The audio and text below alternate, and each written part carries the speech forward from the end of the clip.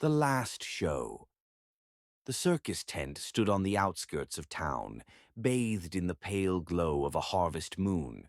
The posters promised the greatest show on earth, but those who had attended left with hollow eyes and trembling hands. No one spoke of what they saw, but the stories trickled through, of something lurking behind the red-nosed facade of the clowns. Jenna and her friends, daring each other for a Halloween thrill, decided to sneak in after hours. As they approached the darkened tent, the wind carried the faint sound of carnival music, distorted and eerie.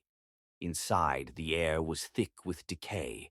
The main stage stood empty, but from the shadows a figure emerged, a clown, its makeup cracked and faded, the red smiles smeared into something sinister, its eyes hollow and black, fixed on them.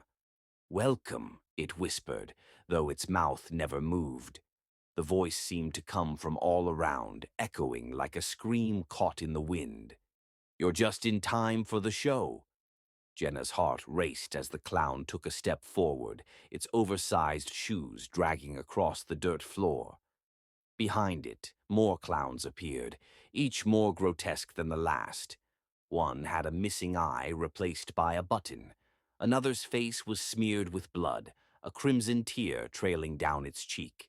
Their costumes were shredded, and their skin looked like rotting flesh.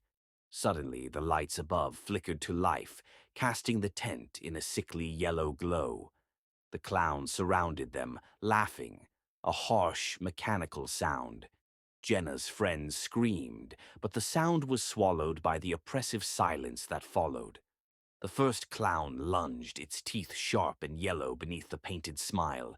It grabbed David, tearing into him with a feral hunger, blood spraying across the dirt as his screams echoed through the tent. His body was tossed aside like a broken doll. Jenna stumbled back, but the clowns closed in. One of them, a hulking figure with a cracked porcelain face, grabbed Sarah by the throat, lifting her effortlessly. Her eyes bulged as it squeezed, snapping her neck with a sickening crack.